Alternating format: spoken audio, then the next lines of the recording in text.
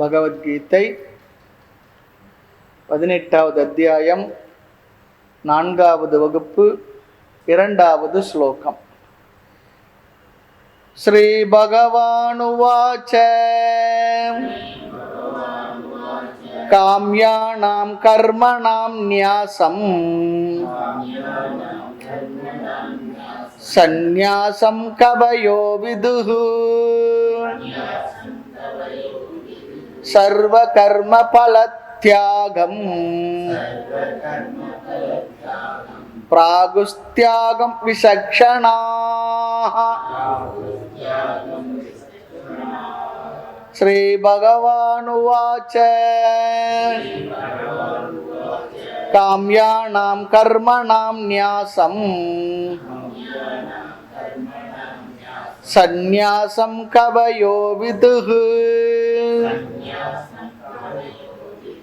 சர்வ கர்ம பலத்யாகம் பிராகுஸ்த்யாகம் விசக்ஷணாஹ.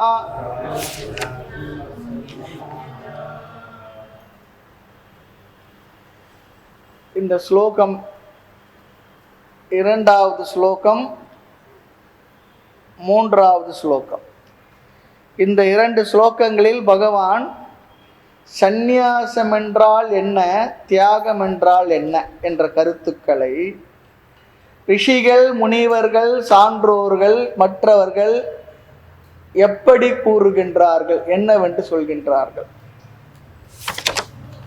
என்று சொல்லுகின்றார். பிறகுதான் நான் என்ன சொல்கின்றேன் என்று தன்னுடைய கருத்தை சொல்லப் போகின்றார். முதல் வரியில் சந்நியாசத்தை பற்றிய முதல் கருத்தை சொல்லுகின்றார். 2வது வரியில் தியாகத்தினுடைய பொருள் என்ன என்றும் கூறுவார். ஆக நாம் இந்த 2 ஸ்லோகங்களிலும் சந்நியாசம் என்ற சொல்லுக்கு 2 கருத்து வரப்போகின்றது.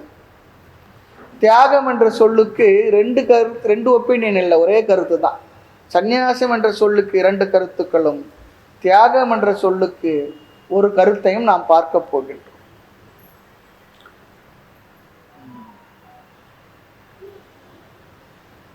பிறகு அர்ஜுனன் கேட்பான், மற்றவங்க சொல்றது இருக்கட்டும் பகவானே, நீங்க என்ன உங்களோட கருத்தை சொல்லுங்கன்னு சொல்ல போறார். அதையும் பகவான் சொல்ல போகின்றார். ஆக இங்கு தியாகம் சந்நியாசம் பற்றிய பிறருடைய கருத்துக்கள், அடுத்து பகவானுடைய கருத்து என்று நாம் பார்க்க போகின்றோம். இதுல இப்போ நாம் என்ன பண்ண போறோம், சந்நியாசம் என்பதை பற்றிய பூர்ணமான கருத்தை பார்த்துவிட்டு தியாகம் என்பதில் என்ன கருத்து என்றும் பார்த்துவிட்டு தான் ஸ்லோகத்துக்குள்ள போக போறோம். சந்நியாசம் என்பதற்கு முதல் கருத்து சில குறிப்பிட்ட கர்மங்களை மட்டும் துறத்தல், சில கர்மங்களை துறக்காமல் இருத்தல். சில குறிப்பிட்ட கர்மங்களை மட்டும் துறத்தல். அது என்னென்ன கர்ம பகவான் சொல்லுவார், அதுல அங்க பார்ப்போம்.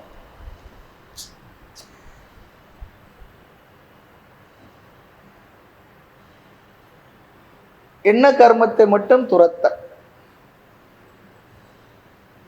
அது முதல் கருத்து சந்நியாசத்துல. அடுத்து சந்நியாசத்துல 2வது கருத்து, இன்னும் சிலர் சொல்லுகின்றார்கள் என்னவாம், சந்நியாசம் சொன்னா எல்லா கர்மங்களையும் துறத்தல் தான், அவ்வளவுதான். எல்லா செயல்களையும் துறத்தல், முழுமையான கர்ம தியாகம்.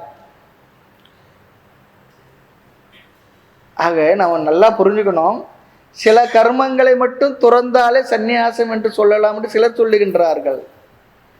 சிலர் அப்படிலாம் கிடையாது, எல்லா கர்மங்களையும் எல்லா செயல்களையும் துறத்தல் தான் சந்நியாசம். இது சந்நியாசத்தினுடைய 2வது கருத்து. தியாகம் என்ற சொல்லில பல கருத்துக்களுக்கு இடம் இல்லை. பொதுவாக நம்ம தியாகம் என்பதை எப்படி பயன்படுத்துறோம், சாஸ்திரம் என்ன சொல்றதுன்னு பார்க்க போறோம். தியாகம் என்பதில் கர்மத்தை துறக்காமல், கர்மா சொன்னா ஞாபகம், செயல்களை துறக்காமல் செயல்களை மேற்கொண்டு அதன் பலனை மட்டும் தியாகம் செய்தல், அது மனதளவில் கர்ம பல தியாகம். பலனை துறக்கலை, ஆனால் செயலை செய்யறோம். தியாகம் என்ற வார்த்தைக்கு அதுதான் அர்த்தம். ஆக இந்த ரெண்டு சந்நியாசம் என்பதற்கு தியாகம் என்பதற்கு ரெண்டுக்கும் உள்ள பொதுவான வேறுபாடு என்ன சொல்லி சொன்னா, செயலையே துறந்தால் அது சந்நியாசம், செயலை துறக்காமல் செயலில் வருகின்ற பலனை துறந்தால் அது தியாகம். சந்நியாசம் என்பது செயல் அளவில், தியாகம் என்பது ஆட்டிடியூட் லெவல் சொல்லி சொல்றோம். சுருக்கமா பார்த்தா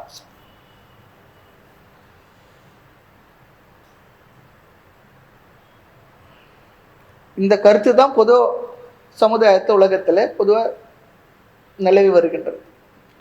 கர்மத்தை துறந்தால் சந்நியாசம், கர்ம பலனை துறந்தால் அது ஆட்டிடியூட் லெவல், அது தியாகம். சில பேர் பார்க்கலாம், சேவை நிறுவனங்கள், தொண்டு ஸ்தாபனங்கள், அங்கெல்லாம் போய் அவங்களுடைய திறமையை கொடுப்பாங்க, செயல்படுவாங்க. ஆனால் அதற்காக எதையுமே அவர்கள் பெற்றுக்கொள்வதில்லை. அவங்களுக்கு நிறைய திறமைகள் இருக்கலாம், அதை முழுமையாக சமுதாயத்துக்கு கொடுப்பார்கள், பயன்படுத்துவார்கள், ஸ்தாபனங்களுக்கோ சமுதாயத்துக்கோ. ஆனால் அதிலிருந்து ஒரு பலனையும் பெறுவதில்லை. செயல் செய்கிறார், பலனை தியாகம் பண்ணிடுறார். சில பேர் வீட்டில் கூட பார்க்கலாம், எல்லாம் செய்வாங்க, அவங்க எந்த பலனையுமே எடுத்துக்கிறது இல்லை. அப்படி இருக்கிறவங்க பார்க்கலாம். ஆக செயல் செய்தால் அதன் பலன் வரத்தான் வரும், அந்த பலனையும் எதிர்பார்ப்பதில்லை. சில பேர் இருக்காங்க, செயல் செய்யும் பொழுது அருகில் வரமாட்டாங்க, தூரம் இருப்பாங்க, தலையை காட்ட மாட்டாங்க. ஆனால் பலன் வரும்போது மட்டும் அந்த செயலை தானே செய்தது போல அந்த பலனை பெற்றுக்கொள்ள வந்து விடுவார். அப்படி இருக்கின்றார். இது எதிலுமே சேராது. ஆக தியாகம் என்றால் மனதளவில் பலனில் பற்றில்லாமல் அதையும் துரத்த. சந்நியாசம் என்றால் செயலளவிலேயே துரத்தல். இந்த செயலளவில் துரத்தல் என்பதிலும் டிஃபரன்ஸ் ஆஃப் ஒப்பீனியன் இல்லை. இருந்தாலும் கூட இந்த செயலை துரத்தல் என்பதில் எவ்வளவு செயலை துரத்தல் என்பதை பற்றி தான் டிஃபரன்ஸ் இருக்கின்றது. எல்லா செயலும் துறந்தால்தான் துறவு என்று ஒரு கருத்து இருக்கின்றது. ஒரு சில ரிஷிகள் ஒரு குறிப்பிட்ட செயலை துறந்தாலே சந்நியாசம் என்று சொல்லலாம் சொல்றாங்க. இல்லை எல்லா செயலையும் துறந்தாதான் சந்நியாசம் என்று சில ரிஷிகள் சொல்லுகின்றார்கள். அவர்களுக்குள்ளே டிஃபரன்ஸ் ஆஃப் ஒப்பீனியன் இருக்கு என்பதை பகவான் இங்கு பதிவு செய்கின்றார்.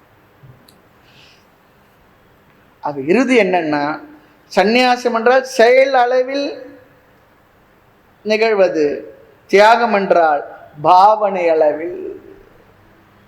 இந்த கருத்துக்களுடன் ஸ்லோகத்தை பார்க்கலாம். காமியானாம் கர்மணாம் நியாசம். நியாசம் என்ற சொல்லும் சந்நியாசம் என்ற சொல்லும் ஒரே அர்த்தம் தான். சம் என்பதை விட்டு பார்த்தால் நியாசம். நியாசம் எனில் விட்டு விடுதல். கர்மணாம் நியாசம், கர்மங்களை விட்டு விடுதல், செயல் அளவிலே செயல்களை விட்டுடுது. எந்த செயலை விடுவது? பகவான் இங்க சொல்றார், காமியானாம், காமிய கர்மங்கள், ஆசையினால் தூண்டப்பட்டு நம்முடைய விருப்பத்திற்காக செய்கின்ற செயல்கள் இருக்கே, அதை துறந்தாலே சந்நியாசம் என்கின்றார்கள். ஆசைப்பட்டு போகத்துக்காக, இன்பங்களுக்காக நாம் செய்கின்ற செயல்களை துறத்தாலே சந்நியாசம். இது ஒரு கருத்து. கவையக விதுகு. கவையக என்றால் ஞானிகள், ரிஷிகள், அறிவாளிகள், தர்ம சாஸ்திரத்தை வேதாந்த சாஸ்திரம் கற்றறிந்த சான்றோர்கள், விதுகு அறிகிறார்கள், கூறுகின்றார்கள். கவையக விதுகு என்பதிலிருந்து நான் சொல்லவில்லை, அவர்கள் சொல்லுகின்றார்கள், பெரியவர்கள் சொல்லுகின்றார்கள் என்பது இங்கு கருத்து. கவையக விதுகு, இது என்னுடைய கருத்து இல்லை. தன்னுடைய கருத்தா இருந்தா மே மதம் சொல்லிடுவார். சில இடத்துல பகவான் ஒரு கோடிட்டு தான் சொல்லுவார், நாம தான் தெளிவா புரிஞ்சுக்க வேண்டியதா இருக்கு. அதே போல தான் இந்த இடத்துல நம்ம பார்க்க போறோம்.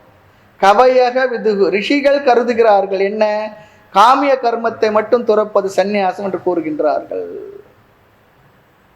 அடுத்து நமக்கு இந்த கர்மங்கள் எல்லாம் எவைகள் என்று அந்த பிரிவுகள் நமக்கு தெரியணும். அதெல்லாம் 3வது அத்தியாயத்தில் கர்மயோகத்தில் நம்ம ஆரம்பிக்கும் பொழுது நிறைய சொல்லியிருக்கோம். கர்மங்களுடைய வேறுபாடுகளை நம்ம சொல்லியிருக்கோம். இந்த செயல்களுடைய வேறுபாடுகள் என்ன?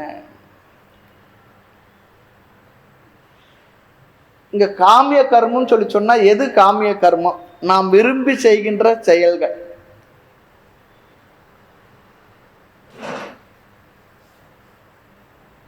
அடுத்து இங்க நாம் விரும்பி செய்கின்ற செயல்கள் என்று மட்டும் நாம் எடுத்துக்கொண்டால் என்ன ஆகுமா?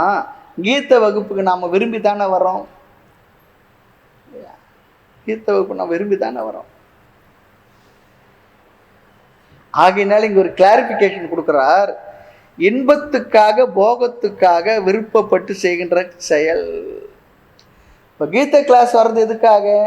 அதுலயே ஒரு சந்தோஷம் இருக்கு. ஆனால் அது யோகத்துக்காக, தத்துவத்தை புரிந்து கொள்வதற்காக நாம் செய்கின்றோம்.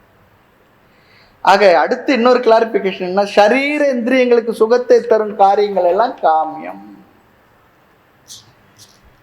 நாம் இந்த உடல் மூலமாக எத்தனையோ செயல்களை செய்கின்றோம். பேச்சு முதல் எத்தனையோ செயல்கள்லாம் நிகழ்கின்றது.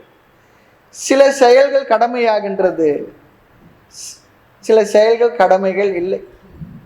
அது இந்த கடமைகளும் அந்தந்த வாழ்க்கை முறைக்கேற்ப, ஆசிரம வாழ்க்கை முறைக்கேற்ப அந்த கடமைகள் அமைகின்றது. மாணவ பருவம்னா படிக்கிறது மட்டும்தான்.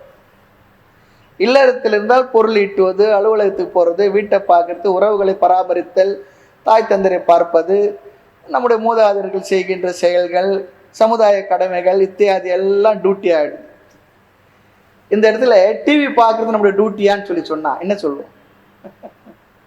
அப்படி இல்லை. டிவி பார்க்க நம்ம டியூட்டின்னு சொல்லுவோமா? அப்படி சொன்னால் வீட்டில் இருக்க குழந்தைங்களாம் ரொம்ப சந்தோஷமாயிடும். இங்கே பாரு, உங்களுடைய டியூட்டி டிவி பார்க்குறதான். நான் ரொம்ப சந்தோஷம்.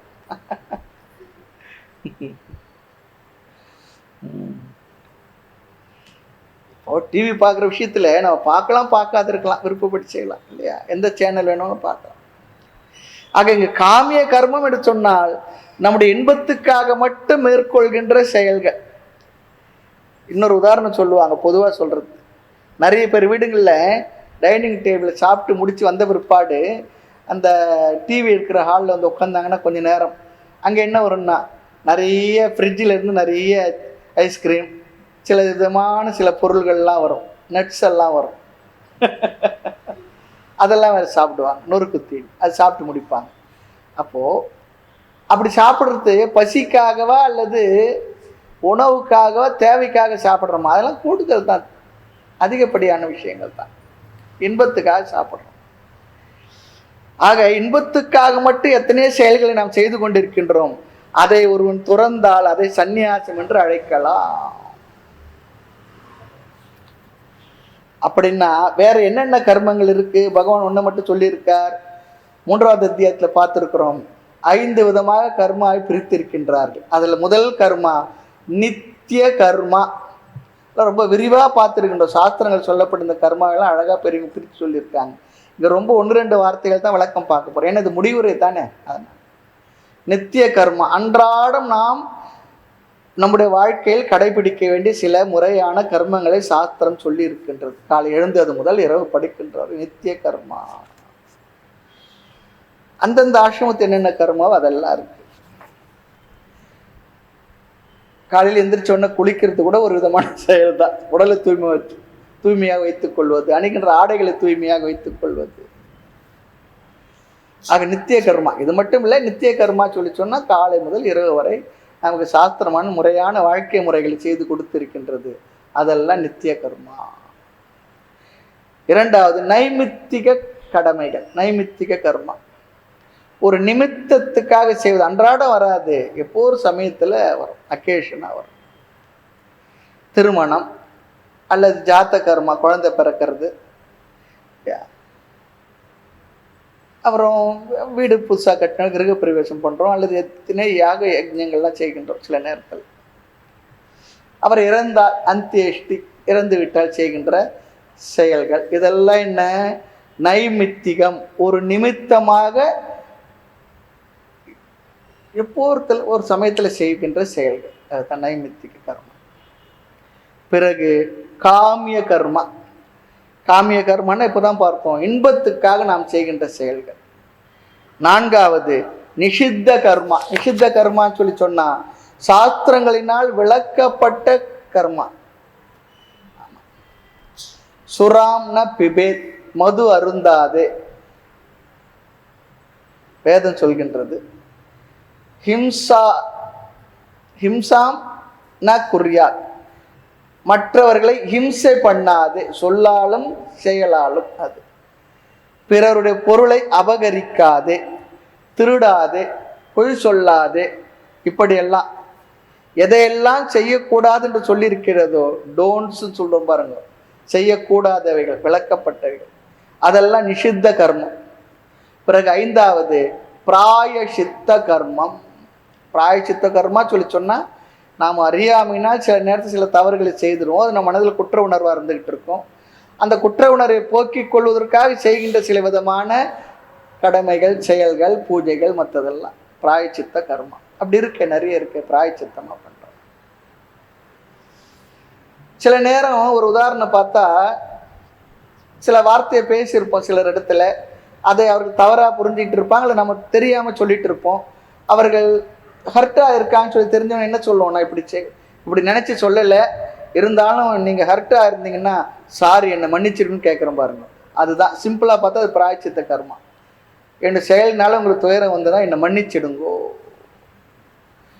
சில செயல்களை செய்து முடிச்சிட்டேன்னு சொல்லி சொன்னால் அதனால சில குற்ற உணர்வு நமக்கு வந்திருந்தால் அதை போக்கிக் கொள்வதுக்கும் பிராயச்சித்த கர்மா நிறைய சொல்லி இருக்கு. ஆக நியாசம் என்ற இடத்திலே, சந்நியாசம் என்ற இடத்திலே காமிய கர்மானம் பகவான் சொன்னதில் இதெல்லாம் நம்ம சேர்த்துக்கணுமா.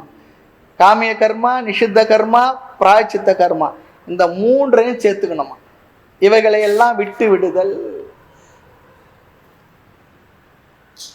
ஆக காமிய கர்மத்தை யாரெல்லாம் துறக்கின்றார்கள் அவர்கள்லாம் சன்னியாசி சொல்லி சொன்னா இதில் இன்னொரு கேள்வி வரும். எல்லாமே அந்த இடத்துல வரக்கூடிய பூர்வ பட்சத்தை அழகாக சொல்கிறார். 2-3 இடத்துல ரொம்ப அழகாக நம்ம சிந்திச்சு கூட இருக்க மாட்டோம். அப்படி காமிய கர்மத்தான் துறக்கத்தான் சன்னியாசி சொல்லி சொன்னா, அப்போது அது மட்டும்தான் சொல்லி சொன்னா. நிஷித்த கர்மத்தை வேதம் எதை செய்யாது சொல்லியிருக்கோ அந்த கர்மத்தெல்லாம் செய்யலாமா?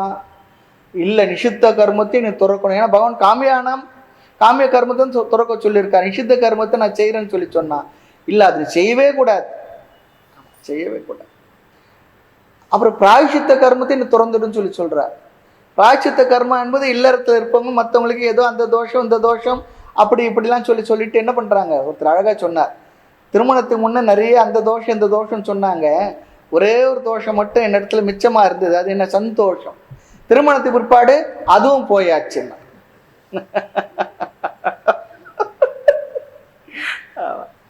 ஆக அப்படிலாம் சில தோஷங்களுக்கெல்லாம் பரிகாரங்கள்லாம் சொல்கிறாங்க பாருங்க. அந்த பரிகாரங்கள் பிராயச்சித்த கர்மா. அது சில நேரத்தில் என்ன பண்ணலான்னா செய்யலாம், செய்யறதுல பலன் இருக்குன்னு சொல்லி நம்பினோம்னா ஏதோ ஒரு ரிலீஃப் கிடைக்கலாம், செய்யலாம், தப்பில்லை.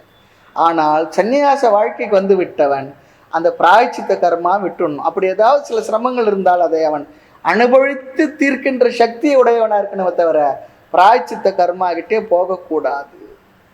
நிறைய பேர் இருக்கிறாங்க, எதுக்கு எடுத்தாலும் ஒரு பிராயச்சித்தம். அப்படி பிராயச்சித்த கர்மான்னு தொடங்கணும்னு சொல்லி சொன்னா அதுக்கு ஒரு முடிவே கிடையாது. பகவான் கீதையில சொல்றார், இந்த இடத்துல தான் கீதை தானே படிக்கிறோம், ஞானியான இந்த ஜென்மாவுக்கு மொத்தமா பிராயச்சித்தம் பண்ணிட்டானா. எதன் மூலமா என்றார், ஞானம் என்ற பிராயச்சித்தத்தை பண்ணிட்டான்றார். நான் இந்த உடலே இல்லை, மனசே இல்லை, நான் என்றும் உள்ள நித்தியமான ஆனந்த ஆத்மா என்ற அர்த்தத்தில் ஒரே விஷயம்தான். நம்ம என்ன பண்ணுவோம், நிறைய விஷயத்துக்கு அவர் சொன்னார், இவர் சொன்னார், ஜோசியர் சொன்னார் சொல்லிட்டு எங்கே போயிட்டு வருவோம். அதெல்லாம் தப்பு இல்லை. அதெல்லாம் செய்தால் நமக்கு பிரயோஜனம் இருக்குன்னு சொல்லி நினைச்சோம்னா பிரயோஜனம் இருக்கலாம். ஆனால் இந்த இடத்துல சன்னியாசிகளுக்கு சொல்லப்படும் பொழுது பிராயச்சித்த கர்மாவை அவன் விட்டு விட வேண்டும். ஆகவே காமிய கர்மம், பிராயச்சித்த கர்மம், நிஷித்த கர்மம் மூன்றையும் துறத்தல். இவைகளெல்லாம் துறந்து விட்டு நித்திய கர்மாவை மட்டும் செய்து கொண்டிருத்தல். இது இங்கு சொன்ன சிலருடைய கருத்துப்படி அவர் சந்நியாசம் செய்துள்ளார் என்று சொல்லலாம். இது சந்நியாசம் என்பதில் முதல் கருத்து, ஞாபகம் வச்சுக்கணும். அடுத்து இரண்டாவது கருத்தை அடுத்த ஸ்லோகத்தில் சொல்வார். அடுத்து இப்போ இந்த ஸ்லோகத்தினுடைய 2வது வரைக்கு போனா தியாகத்தை பற்றிய லட்சணம். தியாகம் இங்கே செயலை, கர்மத்தை துறப்பதில்லை, ஆனால் கர்மத்தினுடைய பலனை மனதளவில் துறந்து விட்டார். மனதளவில் துறக்கின்றோம் என்று சொல்லும் பொழுது சில சமயம் அந்த பலனை வாங்கித்தான் ஆக வேண்டும் என்ற சூழ்நிலை வந்தால் என்ன பண்றது? மனதளவில் பலனை திறந்துடுறோம். சில நேரத்தில் நாம் அந்த செயலை செய்துட்டோம், செயல் எனக்கு வேண்டான்னு சொன்னாலும் கூட அந்த பலனை நாம் வாங்கித்தான் ஆக வேண்டும் என்ற சூழ்நிலை வந்தால், அப்படி வாங்கி கொண்டால் அந்த இடத்துல ரொம்ப அழகாக ஒரு கிளாரிஃபிகேஷன் கொடுக்குறார். அந்த பலனை ஈஸ்வர பிரசாதமாக ஏற்றுக்கொள். கர்மயோகம்தான், ஈஸ்வர பிரசாதமாக ஏற்றுக்கொள். வாங்கித்தான் ஆகணுமா, சரி பரவாயில்ல, இறைவனுடைய பிரசாதம்.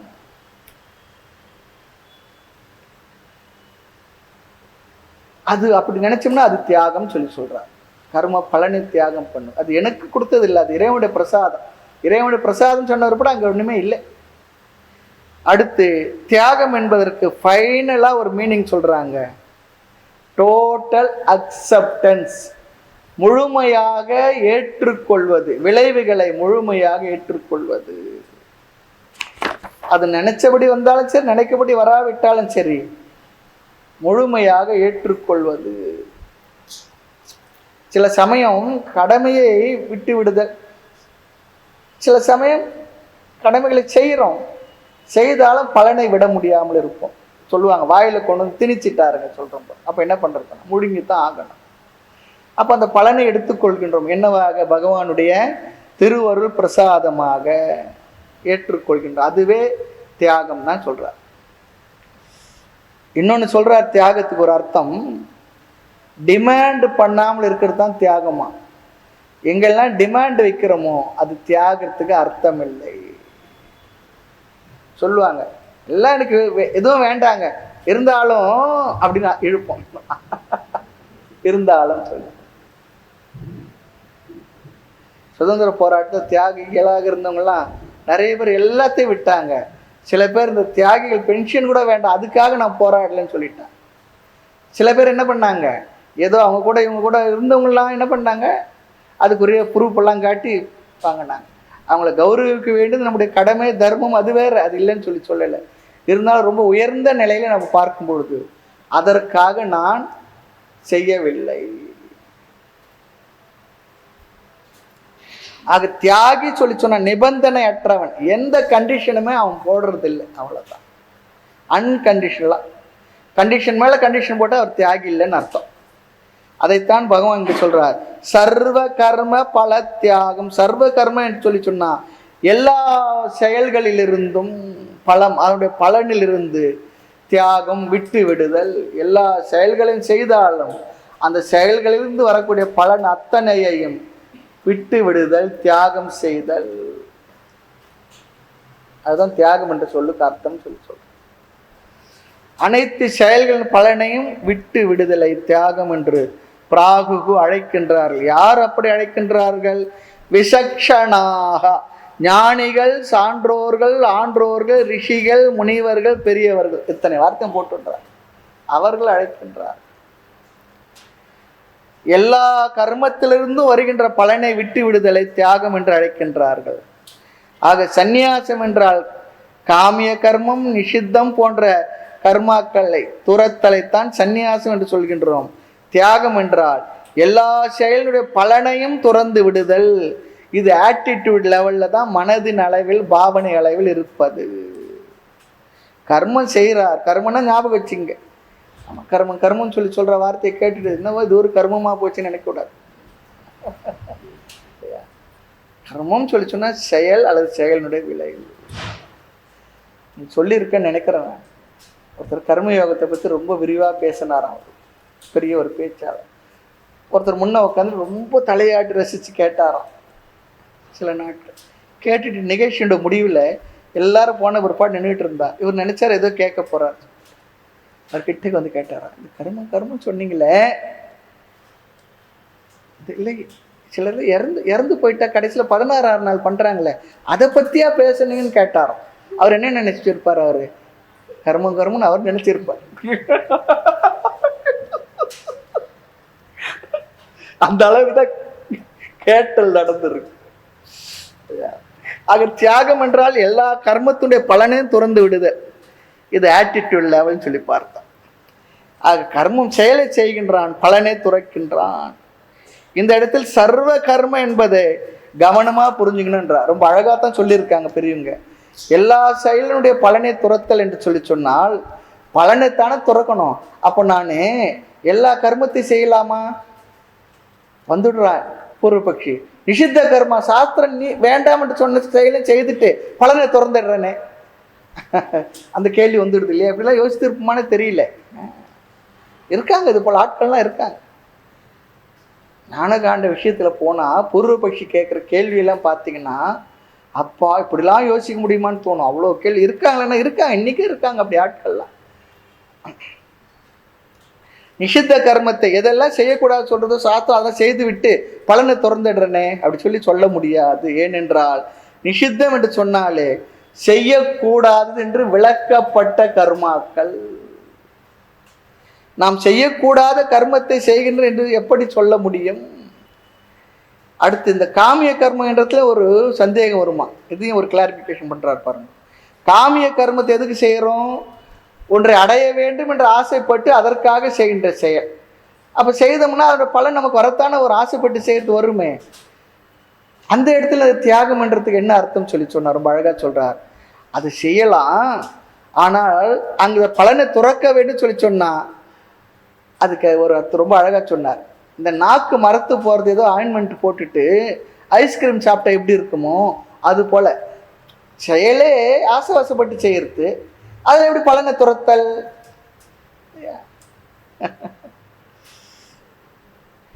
அப்போ நீ காமிய கர்மத்தை செய், பலனை அனுபவிக்காது என்று சொல்ல முடியாது. அப்படி ஒரு சந்தேகம் வரும்பொழுது ரொம்ப அழகா சொல்றார். எல்லாம் ரொம்ப அழகான கிளாரிஃபிகேஷன்ல சாஸ்திரங்கள்ல நீங்க தெரிந்து கொள்ள வேண்டிய ரொம்ப ஆழமான விஷயங்கள். இதெல்லாம் சும்மா சாதாரணமா சொல்றதா நம்ம நினைக்கிறோம். ஆமா, இதெல்லாம் ரொம்ப எசன்ஸா பெரியவங்கள்ட்ட கேட்ட விஷயங்களை நம்ம இங்க பார்க்கிறோம். நம்ம ரொம்ப ஆழமான விஷயங்கள் தான் இதெல்லாம். அப்போ காமிய கர்மத்தை செய், பலனை அனுபவிக்காது எப்படி சொல்ல முடியும்? அப்படி ஒரு சந்தேகம் வரும்பொழுது இந்த தியாகத்தில் காமிய கர்மத்தை சில நேரம் செய்யும் பொழுது கூட நாம் எதிர்பார்த்த அந்த போக இன்பம் கிடைக்காது. அப்ப என்ன செய்யணுமா? அதை ஏற்றுக்கொள்ளுதல். கிடைத்தது போதும் என்று ஏற்றுக்கொண்டால் காமிய கர்மத்தை செய்து அதனுடைய பலனை நாம் துறந்ததாக அர்த்தம், துறக்க முடியும்னு சொல்றார். ஆசைவசப்பட்டு காமிய கர்மத்தை செய்திருக்கேன், அது சில நேரம் நமக்காக இருக்கலாம், குடும்பத்துக்காக இருக்கலாம், ஏதோ நம்ம உள்ளுக்குள்ள இருந்துகிட்டு இருப்போம். அப்படி செய்தாலும் அந்த பலன் எப்படி வந்தாலும் நான் நினைச்ச எஸ்டிமேட் போட்ட அளவுக்கு வந்திருக்க எதிர்பார்ப்பு அளவுக்கு வந்திருக்காது. ஆனால் என்ன பண்றேன், என்ன வந்தது அதை நான் ஏற்றுக்கொள்கின்றேன். எதிர்பார்த்தது குறைவாக கிடைக்கலாம், அப்படி நான் எதிர்பார்த்த சுகம் கிடைக்கவில்லை என்றாலும் ஏற்றுக்கொள்ளுதல். அப்போ சர்வ கர்ம என்ற இடத்துல காமிய கர்மத்தை சேர்த்து கொண்டாலும் அந்த இடத்துல இப்படி ஒரு அர்த்தத்தை அழகாக பெரியவர் சொல்லி கொடுத்திருக்கிறார்கள். இதுதான் முறையா சாஸ்திரத்தை படிக்கிறதுனுடைய பிரயோஜனம். என்னன்னா இப்படிலாம் எங்கெல்லாம் சந்தேகம் வருமோ அறிவுபூர்வமாக நமக்கு ஒரு கிளாரிஃபிகேஷன் கொடுத்துடுறாங்க. இது எங்கே போய் தேடுறது? முறையாக படித்த குரு இடத்துல தான் கிடைக்கும். அவர் எங்கே போய் தேடி அவர் சாரத்தை எடுத்தார்?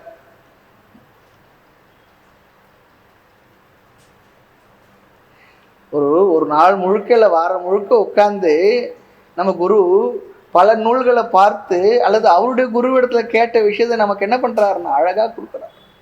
4 மணி நேரம் சமையல் கட்டில் ப்ரிப்பேர் பண்ணவங்க நாம் பசி நேரத்துக்கு போய் உட்காந்து 5 நிமிஷத்தில் என்ன கிடைச்சிடுது? எல்லாம் கிடைச்சிட்டு சாப்பிட்டு வந்ததுக்கு முன்னே என்னென்ன தேடி இருப்பாங்க, எங்கெங்க தேடி இருப்பாங்க, எவ்வளோ வேலை இருக்கு. அது போல கிடைக்கிற விஷயங்கள் எல்லாம். ஆக பலனை ஈஸ்வர பிரசாதமாக ஏற்றுக்கொள்ள வேண்டும். ஆக நித்திய நைமித்தியம் என்று வரும்பொழுது அந்த கர்மத்தினுடைய பலனை என்ன பண்ணணும்? அதையும் நாம் தியாகம் செய்து விடுதல். இல்லை என்றால் நித்திய கர்மத்துக்கு என்ன சொல்லியிருக்காங்கன்னா பலன் புண்ணியம் சொர்க்கம் என்று சொல்லப்படுகின்றது. ஆகவே நாம் நித்திய கர்மத்தை செய்தாலே போகங்கள் எல்லாம் கிடைக்கத்தான் கிடைக்கும். அப்போ அந்த புண்ணிய போக பலன் என்ன? புண்ணியம் செய்தால் சொர்க்க பலன், பாபம் செய்தால் நரகம் சொல்லியிருக்கு. சரி, சில நேரத்தில் நாம் மற்றவங்களுக்கு கடமைகளை செய்தோம் சொன்னால் நமக்கு உரிமை என்ன? நிச்சயமாக வரும். அந்த உரிமையையும் அவர்கள் அப்படி செய்யலையே போகலையே என்ற எண்ணமின்றி அதையும் தியாகம் செய்து விடுதல். இப்போ ரகலையே எங்கே வருது சொன்னா செயலை நாம் செய்யும் பொழுது பலனை ஒருவர் அடைந்து விடும் பொழுது உடனே அவர் இடத்துல இதெல்லாம் கேல்குலேட் பண்ணி வச்சு நம்ம இப்படி செய்திருக்கோம், இந்த பலனை அவர் பெற்றிருக்கார், அவர் என்ன பண்ணணும், நமக்கு இப்படி இப்படிலாம் செய்யணும்னு சொல்லி மனசில் நாம் நினைச்சிருக்கோம். நிச்சயமா அவர் அப்படி செய்ய மாட்டார், சந்தேகமே இல்லை. அப்ப என்ன ஆகிடுது, நான் உனக்கு இதெல்லாம் செய்தனே, எனக்கு நீ ஏன் இப்படி செய்யலை, இந்த செய்முறைலாம் சொல்றாங்க பாருங்க. இந்த ஏரியாவில் உரிமையோடு கேட்குறாங்க, நான் இவ்வளோ செய்தேன், நீ வந்து எனக்கு செய்து ஆகணும். வீட்டுக்கு வந்து சொல்லிட்டு போவாங்க, நான் மைக்கில் சொல்லிடுவாங்க, இப்படி இருக்கு, இவர் வந்து இதை செய்துட்டு போகணும், அதுக்குள்ள அவர் போய் செய்துடணும்.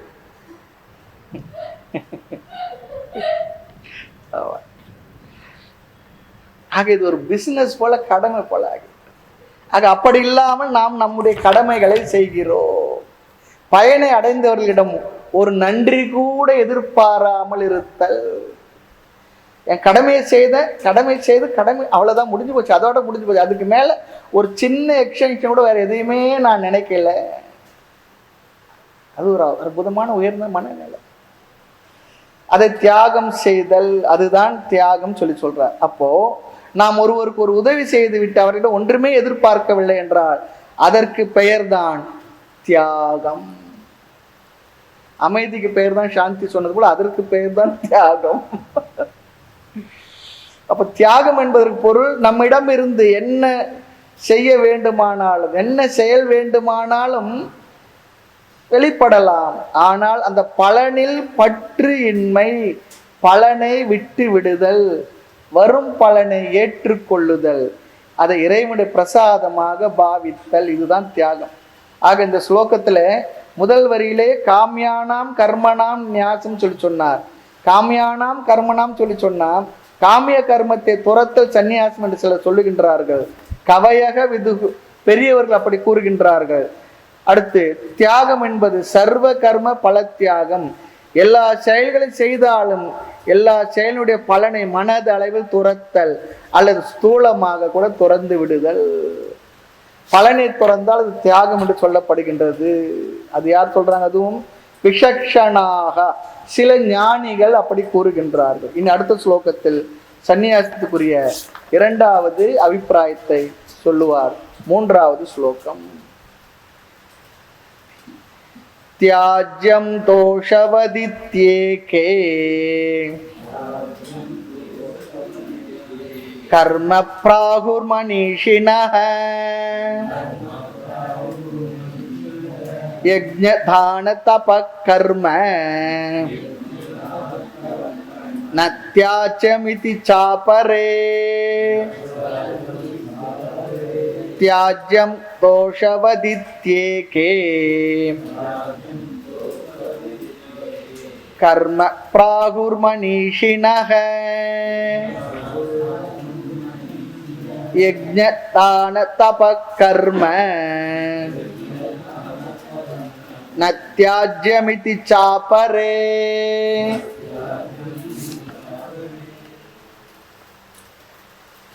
முதல் வரியில் சந்நியாசம் என்ற சொல்லுக்கான இரண்டாவது பொருள். இந்த கருத்தையும் கூட பகவான் பிறருடைய கருத்தாக தான் சொல்றார். என்ன கருத்து? எல்லா கர்மத்தையும் கடமையையும் துறந்து விடுதல். நித்திய நைமித்திகத்தை கூட நித்திய கடமை கூட திறந்து விடுதல் சொல்றார்.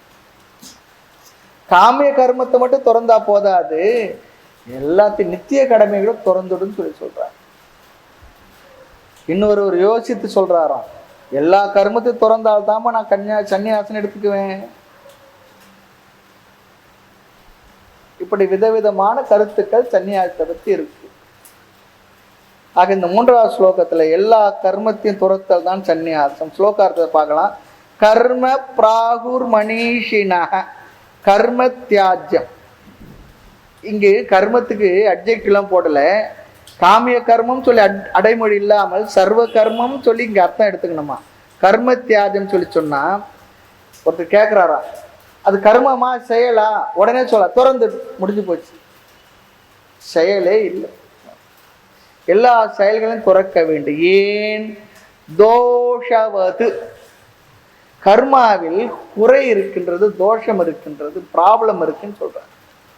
செயல்களில் குறை இருக்கின்ற காரணத்தினால் தோஷவது இதி ஏதோஹோ, இத்தி என்பது தோஷத்தை குறிக்கின்றதா. தோஷவத் இத்தி, தோஷத்துடன் கர்மா இருக்கின்ற காரணத்தினால் தியாஜ்யம் விட்டுத்தான் ஆக வேண்டும் என்று ஏகே மனிஷினக பிராகு. ஏகே என்று சொல் சிலர் என்ற அர்த்தத்தில் வருகின்றார். ஏகே சிலர், மனிஷினக மனிஷினக ஞானிகள். மனிஷா பஞ்சகம் கேள்விப்பட்டிருப்போம். ஆமாம், அதுபோல மனிஷா ஞானம் என்று பொருள். மனிஷினக ஞானத்தை உடையவர்கள், புத்தவந்தக புத்தியை உடையவர்கள், அறிவாளிகள். சில அறிவாளிகள் பிராகு கூறுகின்றார்கள் என்னவென்று, அனைத்து கர்மத்தையும் துரத்தல் தான் சந்நியாசம் என்று. காரணம், அதில் குறைகள் இருக்கின்றது, தோஷம் இருக்கின்றது. என்ன தோஷம் அதையும் நம்ம பார்க்கணும். எல்லா கர்மன்னா என்ன அர்த்தம்?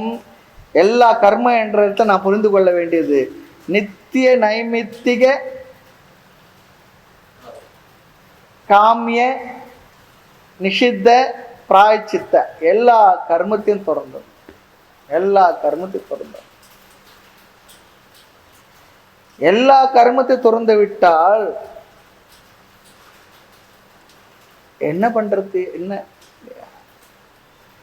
எல்லா கர்மத்தையும் திறந்து விடுன்னு சொன்னா ஒருத்தர் கேள்வி கேட்டுறார், சாமி மூச்சு விடுறதுக்கிட்ட ஒரு கர்மா தானே, அதுக்கு என்ன பண்ண, மூச்சு விடாத விட்டுடலாமாண்ணா? மூச்சு விடலாம் என்ன ஆகுன்னா? அதை கேட்கறதுக்கு ஆளே இருக்க மாட்டார்.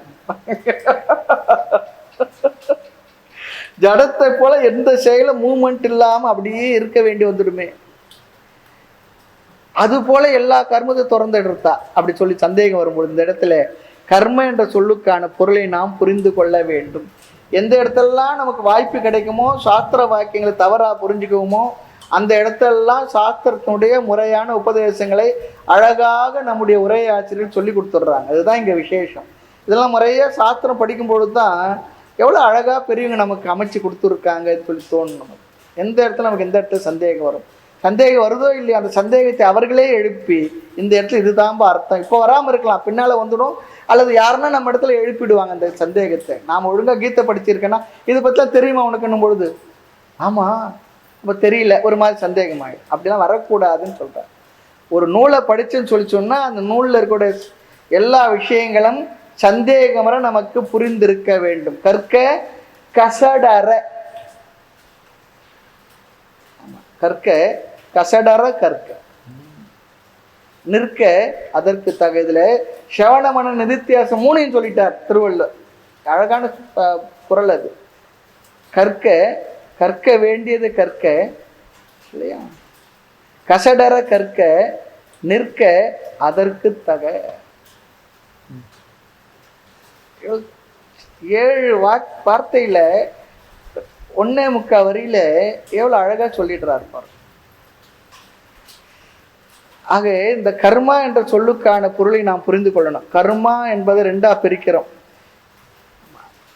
நித்திய கர்மா அது நம்முடைய அன்றாட கடமைகள், அன்றாட செய்யக்கூடிய இறை வழிபாடு முதலிய எல்லா விஷயங்களும். அந்த கடமை என்ன என்பது அவரவர்கள் ஏற்றிருக்கக்கூடிய வாழ்க்கை முறையை பொறுத்தது. பிரம்மச்சரியா, கிரகஸ்தனா, வானப்பிரஸ்தனா, சன்னியாசி, அங்கு நிர்ணயம் செய்து சொல்லப்படுகின்றது. பிரம்மச்சரிய ஆசிரமம் படித்தல், இல்லறத்தில் பொருளை இட்டல், குழந்தைகளை படிக்க வைத்தல், பராமரித்தல், தாய் தந்திரி செய்ய வேண்டியது அதெல்லாம் இருக்கின்றது. அடுத்து 3வது வானப்பிரஸ்தத்தில் ஜபம், மௌனம் முதலிய தபம் முதலியவை. அடுத்து 4வது சன்னியாச ஆசிரமத்தை வந்து விட்டால் அவனுக்கு என்னன்னா இந்த நித்திய கர்மா கூட அவனுக்கு இல்லை, எல்லாத்தையும் விட்டுட்டான். அப்படிதான் சொல்லியிருக்கு. அப்போ சன்னியாச ஆசிரமத்தில் நித்திய கர்மா என்ன? கிடையவே கிடையாது. பிறகு எதுக்கு இதெல்லாம் விட்டுட்டு போறீங்க, துறந்து செல்கின்றீர்கள்? நம்மை தூய்மைப்படுத்திக் கொள்வதற்காக, ஞானத்துக்காக, ஞான நிஷ்டைக்காக. இதெல்லாம் நாம முகவுரையில நாம நிறையவே விரிவா விளக்கமா பார்த்திருக்கின்றோம். ஆக சாஸ்திரம் இங்க என்ன சொல்றது, இந்த உலகத்திலேயே வாழ்ந்து கொண்டிருக்கும் பொழுதே இந்த உலகத்தின் பயனை நாம் அனுபவித்துக் கொண்டிருக்கிறோம். ஆகவே நமக்கு இந்த உலகத்துக்கு ஏதாவது கொடுக்க வேண்டிய கடமை நமக்கு இருக்கின்றது. அதனால நீங்க இதெல்லாம் செய்யணும். சன்னியாசிக்கு என்ன? அவனுக்கு அப்படிலாம் இல்லை. சன்னியாசிக்கு அப்படிலாம் எதுவும் இல்லை. உணவுக்காக, உடைக்காக, இருப்பிடத்திற்காக அவன் கடமையை செய்ய வேண்டிய எந்த கடமை செய்ய வேண்டிய அவசியம் இல்லை. அப்படி சொல்லியிருக்கு. ஒரு கடமையும் கிடையாது, ஒரு பொறுப்பும் கிடையாது. இந்த உலகத்திலே பொறுப்பு எதுவுமே இல்லாத ஒரு ஆள் யார் தெரியுங்களா? சாமியார் தான், சன்னியாசி தான். ஆனால் சமுதாயத்தில் என்ன இருக்குன்னா, சாமி நீங்கள் தான் செய்யணும், இது நீங்கள் தான் செய்யணும்னு சொல்லிட்டு கிரகஸ்தர்கள் நாங்கள் சந்தோஷமாக சௌக்கியமாக இருப்போம், இதெல்லாம் நீங்கள் தான் செய்யணும், அப்படி ஒரு ட்ரெண்டு இருந்துக்கிட்டு நீங்கள் தான் அதெல்லாம் பண்ணணும். சாஸ்திரோத்தமாக பார்த்தோம்னா எல்லா பொறுப்பையும் பொறுப்பாக விட்டு விட்டவன் பொறுப்பில்லாத ஆள்னு அர்த்தம். பொறுப்பை துறப்பதுதான் இங்க சன்னியாசம் சொல்லியிருக்கு. சில நேரம் தேக இந்த உடலை பராமரிக்க செய்கிற செயல் இருக்கு பாருங்க, தேக தாரணார்த்தம். என்ன? உடலை தூய்மையாக வச்சிருக்கிறது, பிக்ஷா எங்க சாப்பாடு கிடைச்சி அதை போய் கேட்கறது, சாப்பிட்றது இல்லையா, அதுக்காக செய்கிற சில செயல்கள் இருக்குது. அவர் நடக்கிறது இருக்குது, தூங்குறது இருக்குது, எக்ஸசைஸ் பண்ணுறது இருக்குது, இப்படிப்பட்ட சில கர்மாக்கள்லாம் இருந்துக்கிட்டு இருக்கு. இதையெல்லாம் என்னவா, இதையெல்லாம் கர்ம என்று சொல்ல முடியாது. ஏன்னா சர்வ கர்மம் சொல்லிச்சுன்னா உடலுக்கான கர்மாக்களை கூட செய்யாமல் விட்டுட்டு என்ன ஆகிறது? உடல் செய்வதும் செயல் தானே. அப்படி சொல்லி கேட்டோம்னு சொல்லி சொன்னா இங்க சொல்றது இதெல்லாம் செயல் என்ற பட்டியலே வரலப்பா. நீ என்ன செயல்கள் செய்ய வேண்டும் என்று சாஸ்திர முறையா சொல்லியிருக்கு. அதுதான் இங்க நித்திய கடமை, நித்திய கர்மா சொல்லியிருக்கு. இந்த உடல் பராமரிப்பு, மூச்சை விடுறது, சாப்பிடுறது, தூங்குறது, எந்திரிக்கிறதுலாம் கடமை, கர்மாவே இல்லை. அப்படி ஒரு அர்த்தம் எடுத்துக்கிட்டோம்னா மூச்சு விடுறது, தூங்குறது, சாப்பிடுறது இதெல்லாம் கர்மான்னு எடுத்துக்கிட்டா என்ன ஆகும் தெரியுங்களா? இந்த உடல் இருக்கின்ற வரை செயல் நடந்துகிட்டே இருக்கும். அது எப்படி சாமி சொல்றீங்க? நான் தூங்குறேன் ஒன்னே செயலேன்னு சொல்லி சொன்னா, தூங்குறோம் 8 இட்லி 10 இட்லி சாப்பிட்டு தூங்குறோம், காலையில் 7:30 மணி 8 மணிக்கு என்ன ஆகுதுன்னா கிச்சனை தேடுது. அப்போ உள்ள என்ன நடந்திருக்கு? நான் தூங்கினாலும் எல்லா வேலையும் நடந்துகிட்டு இருக்கு. அப்போ இந்த செயலையும் துறக்கணும்னு சொல்லி சொன்னா, அப்போ முழுமையான சன்னியாசி எப்போ தெரியுங்களா கிடைக்கும்? ஒரு மனுஷனுக்கு மரணத்துல தான் கிடைக்கும். அப்போதான் அந்த உடல் என்ன பண்ணுது? எல்லா செயலையும் முடிச்சிடுது. அப்போ கூட உள்ள ஒரு வாயு இருந்துட்டு என்ன பண்ணுது? புஷ்ன்னு ஊத வச்சிடுது. அது ஒரு வேலை நடந்துகிட்டு இருக்குள்ள. ஆகின எல்லா செயல்களும் துறப்பது என்பது உடல் செயல்களை கூடவான்னு சொல்லி சொன்னா, அப்படி ஒரு அர்த்தத்தை நாம் எடுத்துக்கிட்டா ஒருவனுக்கு சன்னியாசம் என்பது மரணத்தில் தான் கிடைக்கும். ஏன்னா உடல்ல எல்லா செயலும் நடந்துகிட்டு இருக்கு. ஹார்ட் ஃபங்க்ஷன் பண்ணுது, மூச்சு தஸ் புஷ்ன்னு போய் வந்துட்டு நமக்கு தெரியல, நடந்துகிட்டே இருக்கு. உடல்ல எல்லா வேலையும் நடந்துகிட்டு இருக்கு. எவ்வளவு தூரம் யோசித்து இருக்காங்க பாருங்க, எவ்வளவு தூரம் கேட்பாங்கன்னு தெரிஞ்சிருக்காங்க. ஆக இதெல்லாம் கர்மாவிலே சேர்க்க இல்லை. சாஸ்திரம் சில முறைகளை எல்லாம் நடைமுறையா சொல்லி இருக்கு, அதெல்லாம் நிச்சயம். அதைத்தான் ஆக உடலில் வரும் செயல்கள் எல்லாம் கர்மம் தான் சொல்லி சொன்னா, அது சாஸ்திரத்துக்குள் சென்றால் அதன் வேற்றுமையை நமக்கு எப்படி புரிய வைக்கின்றது? இதுதான் கவனமா புரிஞ்சுக்கணும். ஆக எல்லா கர்மத்தையும் துறப்பதுதான் சந்நியாசம் என்பது ஒரு கருத்தாக இருந்தால், இந்த கேள்வி வரும்பொழுது உடலினுடைய செயல்கள் எதுவுமே கர்மத்திற்குள்ளே வராது. ஆக எல்லா என்பதில் இதை சேர்த்து கொள்ளாது சொல்லி சொல்றாங்க. ஆக நேரத்தில் கவனமா புரிஞ்சுக்கணும். 4வது அத்தியாயத்தில் பகவான் ஒரு எச்சரிக்கையுடன் தான் கர்ம தத்துவத்தை விளக்கி இருக்கிறார். ஆக கர்ம எது அகர்மம் எது என்ற விஷயத்தில் ஞானிகள் கூட குழம்பி உள்ளார்கள். ஞானிகள் சொல்லி சொன்னா பெரிய பெரிய சிந்தனையாளர்கள், திங்கர்ஸ் கூட இதில் குழப்பத்தை அடைந்துள்ளார்கள் சொல்லி பகவான் அழகா சொல்லிட்டார். எது செயல் எது செயலின்மை என்பதை பற்றி கர்மத்தில் அகர்மத்தை பார்த்தல், அகர்மத்தில் கர்மத்தை பார்த்தல் என்றெல்லாம் தத்துவத்தை அங்கு ரொம்ப அழகா உபதேசித்திருக்கிறார். ஆக இதில் கர்ம என்ற ஒரு கருத்தை 2 கோணத்தில் நாம் பிரிக்கின்றோம். கர்ம எனில் ஆக்டிவிட்டிஸ், மூவ்மெண்ட் என்று ஒரு அர்த்தம் எடுத்துக்கொண்டால், நம்மிடமிருந்து வருகின்ற அனைத்து செயல்களும் கர்மமாகி விடுகின்றது இல்லையா? ஆக்ஷன் அல்லது மூமெண்ட். செயல் என்றால் மூச்சு விடுதல் கூட ஒரு செயல் தான். அதன் அடிப்படையில் பார்த்தால் ஒருத்தன் இப்ப பார்த்ததுதான், மரணத்தை அடைகிறவரை உன்னை பண்ண முடியாது. ஆகவே அந்த அர்த்தத்தை நாம் எடுத்துக்கொள்ளக்கூடாது, கவனமா இருக்கணும். ஆக நம்முடைய உடலில் இருந்து வருகின்ற ஆக்டிவிட்டி செயல்களை நாம் கர்மம் என்று எடுத்துக்கொள்ளக்கூடாது. பிற்பாடு இந்த இடத்துல ஆதிசங்கர் ரொம்ப அழகா சொல்றார், நம்முடைய உடலை பாதுகாத்துக் கொள்வதற்காக சில செயல்களை செய்கின்றோம், அதை நாம் கர்மம் என்று எடுத்துக்கொள்ளக்கூடாது. ஆச்சாரியர் சொல்றார். அதாவது உணவை உட்கொள்ளுதல், உடலை தூய்மையாக வைத்திருத்தல், குறிப்பாக பிக்ஷை எடுத்தல், இவைகள் எல்லாம் கர்மம் என்று எடுத்துக்கொள்ளக்கூடாது. ஷரீர மாத்திர கர்ம. ஆமா, ஷரீர யாத்திரை எனில் ஷரீரம் உயிருடன் நடமாடிக்கொண்டிருப்பதற்காக செய்யப்படுகிற செயல்கள், அதை நாம் கர்மம் என்று எடுத்துக்கொள்ளக்கூடாது. ஏன்? இது எல்லா ஜீவர்களுக்கும் உயிர்களுக்கும் சமமாக இருக்கின்ற ஒன்று. அந்த கர்மத்தை இன்னொன்னு சொல்றார், யாராலும் துறக்க முடியாதுப்பா. உடல்லாம் இயங்கிக்கிட்டு இருந்தா தான் அவனிடத்துல மனசு இயங்கிக்கிட்டு இருக்கும். அப்படிப்பட்டவனு தான் உபதேசம். அவன் தான் கர்மாவை எந்த செயலை துறக்கத்தன்ற அறிவெல்லாம் யோசிக்க முடியும். இந்த கர்மாவை திறந்துட்டா உடல் இயக்கமே இருக்காது, அப்புறம் என்ன இருக்கு? ஆக இதை எடுத்துக்காதே. ஆக உடல் செயல்களை துறந்து விட்டால், கர்மத்தை நான் துறந்து விட்டேன் என்றால் சரீர யாத்திரை நின்றுவிடும். சரீரத்தினால் ஒரு செயலும் நடைபெறாது, அது மரணம். ஆக துறவு சந்நியாசம் என்பது உடலில் இருந்து வருகின்ற செயலின்மை குறிக்கவில்லை. பிறகு உடலை பாதுகாக்க நாம் மேற்கொண்ட அடிப்படையான செயலையும் குறிக்கவில்லை. அப்படி குறித்தால் அது மரணம் தான் சொல்லிட்டார். இப்படி ஒருத்தர் சொல்றார். ஆக நான் உலகத்தை துறந்து விட்டேன் என்றால், அவர் போய் காட்டுல இருந்தார்னா, உலகத்தை திறந்துட்டு காட்டுல போயிருந்தா, அந்த காடு எதுல இருக்கு? உலகத்துல தானே இருக்கு. அப்ப அவர் என்ன எதை திறந்து இருக்கிறாரு? எதை திறந்து இருக்கிறாரு? அப்ப அங்க சந்நியாசம் என்ன என்பதுதான் நம்ம கவனமா புரிஞ்சுக்கணும். மனதில் இருக்க வேண்டிய ஒரு விதமான பாவனை. சாஸ்திர விதித்த கடமைகளிலிருந்து விடுதலை பெறுதல். எதற்கு? சாஸ்திர ஞானத்தை பெறுவதற்காக, அதற்கான சாதனைகளை செய்வதற்காக. ரொம்ப அழகா சொல்லியிருக்காங்க. ஏதோ காவி கட்டிக்கிறது, ஏதோ விட்டுட்டு ஓடி போயிடுறது, ஏதோ ஒரு சூழ்நிலையிலிருந்து விடுபட்டு எஸ்கேப் ஆகிறது, அதெல்லாம் இங்க அப்படிலாம் இல்லை. அதுக்காக பல பண்றாங்க, அது விஷயம் வேற, அதை பத்தி இங்க பேச்சு இல்லை. சாஸ்திரோத்தமா முறையா எதற்காகத்தான் சன்னியாசி. இதுதான் சன்னியாசி என்பது அர்த்தம். இதுதான் வெறுமனே உடைய மாத்திக்கிறது மட்டும் இல்லை. துண்ணிய வேடம் தன்னை துறவாத தூய சிவம் தன்னை மிகும் பேரன்பால் மறவாமை தலை நிற்பார். சேக்கிடார் சொல்றார், சாக்கிய நாயனார் வரலாறு. அது சாக்கிய சமயத்திலிருந்து இங்க வந்தார். பிற்பாடு மாத்திக்கிட்டாருன்னா ஒன்னையும் மாத்திக்கல. பகவானை நினைக்கிறதே நிறைய பண்ணிக்கிட்டு இருந்தார். வேடத்தை துறக்கல என்ன இல்லையா?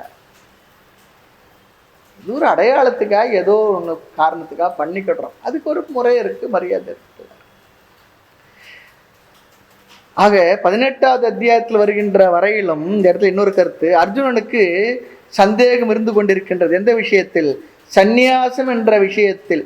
ஏன் 5வது அத்தியாயத்துல சந்நியாச யோகம், அதுக்கு முன்னே ஞான கர்ம சந்நியாசம். இவ்வளவு தூரத்துக்கு அங்க விவரமா சொல்லி இருந்தும் கூட அர்ஜுனனுக்கு 18வது அத்தியாயம் வரவெல்லாம் மைண்ட்ல சந்தேகம் இருக்கு சொல்லி சொன்னான்.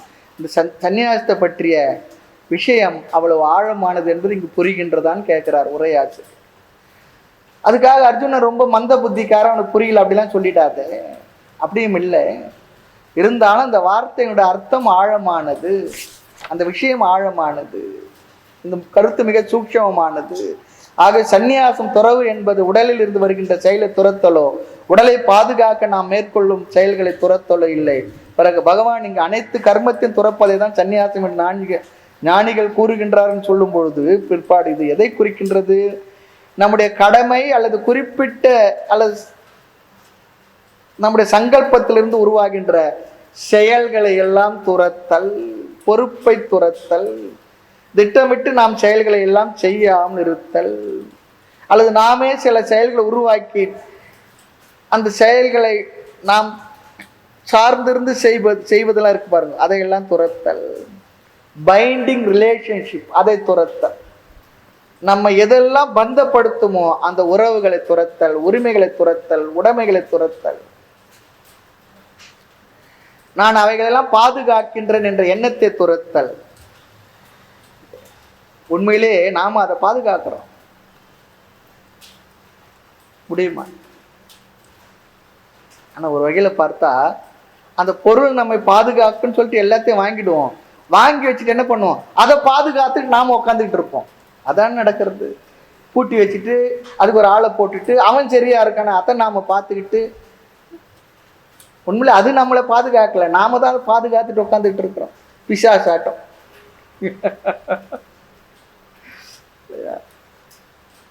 எப்படி இருக்கு பாருங்க. ஆக எல்லா கடமைகளும் துரத்தல் சந்நியாசம் சொல்லி சொன்னா, இங்க சந்நியாச வாழ்க்கை முறையை குறிக்கின்றது. ஆக காமிய நிஷித்த பிராய்ச்சித்த கர்மாவையும் துறந்து பிறருக்கு அவருக்கென்று ஒரு டியூட்டியே கிடையாது. சன்னியாசின்ற ஒரு டியூட்டியே கிடையாது. சன்னியாசம் என்பது ஒரு வாழ்க்கை முறையும் இல்லை. இந்த 3 வாழ்க்கை முறையை விட்ட ஒன்று, அவ்வளவுதான். விட்டதுன்னு சொல்லி அர்த்தம். ரொம்ப ஆழமா தான் சொல்றார். நான் ஒரு குறிப்பிட்ட நேரத்தில் இல்லையா சில செயல்கள் செய்வது, இதெல்லாம் அவருக்கு என்ன, அதுல இருந்தெல்லாம் அவருக்கு விடுதலை கொடுத்துட்றார். அடுத்து என்ன சொல்றார்? வர்ண ஆசிரம சொதர்ம அது எல்லாத்தையும் துரத்தல் சொல்லிடுறார். ஆக சன்னியாசிக்கு என்று ஒரு சொதர்மமும் கிடையாது. அவன் ஜாதி அடிப்படையிலேயோ வாழ்க்கை முறை அடிப்படையிலேயோ சத்திரியன் என்றோ வேறு ஏதோ ஜாதியின் அடிப்படையிலேயோ எந்த சொதர்மமும் செய்ய வேண்டியது அவனுக்கு கிடையாது. சந்நியாச ஆசிரமத்தை எடுத்த பிற்பாடு அவருக்கு ஜாதியே கிடையாது. நம்ம சொல்லுவோம், அடிக்கடி சொல்லுவோம், வேதாந்தத்துக்கு முதல் தகுதியே ஜாதி உணர்வு இருக்கக்கூடாது மனதில். மனிஷா பஞ்சகம் அற்புதமான ஒரு கருத்து சொல்லி இருக்கப்பா. அதை சொல்லிட்டு மறுபடியும் என்ன பண்ணுவோம்? அதே வேலையை பண்ணிக்கிட்டு இருப்போம். என்ன பண்றது? ஆக சன்னியாச ஆசிரமத்தை எடுத்த பிற்பாடு அவருக்கு ஜாதி கிடையாது, வர்ணம் கிடையாது, ஆசிரமம் கூட கிடையாது. ஆசிரமம்னா ஞாபகம் வச்சுங்க, அந்த வாழ்க்கை முறை கூட கிடையாது. அது ஒரு வாழ்க்கை முறையே இல்லைன்ற. 3 ஆசிரமத்திலும் பிரம்மச்சரிய கிரகஸ்த வானப்பிரஸ்தத்தில் இல்லைன்னு தான் அர்த்தமா.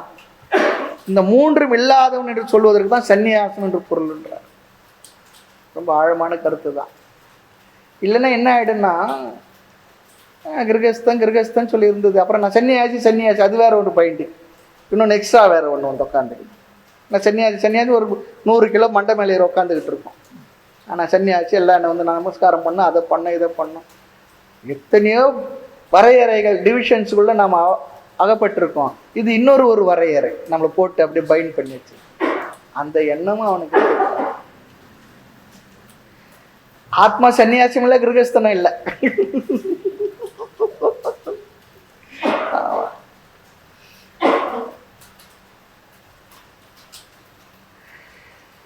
ஆக கடமை இல்லை என்பதுதான் அங்கு சந்நியாசம் என்று பெயர். சந்நியாசம் என்பது புதிய கடமை என்று ஒன்று அவனுக்கு கிடையாது. ஆக காமிய கர்மத்தை மட்டும் துரத்தல் என்பது ஒரு கருத்து. காமிய கர்மம் சொல்லி சொன்னா ஆசையினால் செய்கிற செயலை மட்டும் துறந்தால் சன்னியாசம் என்று அழைக்கலாம், ஒரு கொள்கை. அடுத்தவருடைய கொள்கை எல்லா கர்மத்தையும் துரத்தல் தான் சன்னியாசம் என்று சொல்ல முடியும் என்று இந்த ஸ்லோகத்தில் சொல்லி இருக்கின்றார். இதெல்லாம் கடமையை துரத்தல் அல்லது உடலில் வருகின்ற செயல்களையோ உடலை பாதுகாக்கின்ற மேற்கொண்ட செயல்களை குறிக்கவில்லை. காரணம், மரணம் வரை எல்லோருக்கும் அது பொது. பிறகு எதை குறிக்கின்றது என்றால் வர்ண ஆசிரம ஸ்வதர்மம் அவர்களுக்கு இல்லை. அவர்களுக்கு ஒன்றை செய்து அடையணும் என்றோ ஒன்றை செய்யாமல் ஒன்றை இழப்பது என்றோ கிடையாது. அப்படிப்பட்ட சூழ்நிலை உருவாக்கி அவர்கள் வாழ்ந்து கொண்டிருக்கின்றார்கள். அல்லது அப்படிப்பட்ட நிலையில் இருப்பதற்கு பெயர் தான் சந்நியாசம். ரொம்ப அழகாக சொல்லியிருக்கின்றார். மேலும் விஷயங்களை நாம் அடுத்த வகுப்பு பார்ப்போம். மூர்த்தி எல்லாம் வாழி எங்கள் மௌன குரு வாழி, அருள் வார்த்தை என்றும் வாழி, அன்பர் வாழி பராபரமே ஐயனே எனதுள்ளே நின்று அனந்த ஜென்மங்களாண்ட மெய்யனே உபதேசிக்க வெளிவந்த குருவே போற்றி, உய்யவே முக்தி நல்கும் உதவிக்கோர் உதவினாயேன், செய்யுமாறு ஒன்றும் காணேன் திருவடி போற்றி போற்றி. ஓம் பூர்ணமத பூர்ணமிதம் பூர்ணாத் பூர்ணமுதச்யதே பூர்ணஸ்ய பூர்ணமாதாய பூர்ணமேவாவசிஷ்யதே. ஓம் சாந்தி சாந்தி சாந்தி. ஹரி ஓம். ஸ்ரீ குருப்யோ நமः. ஹரி ஓம்.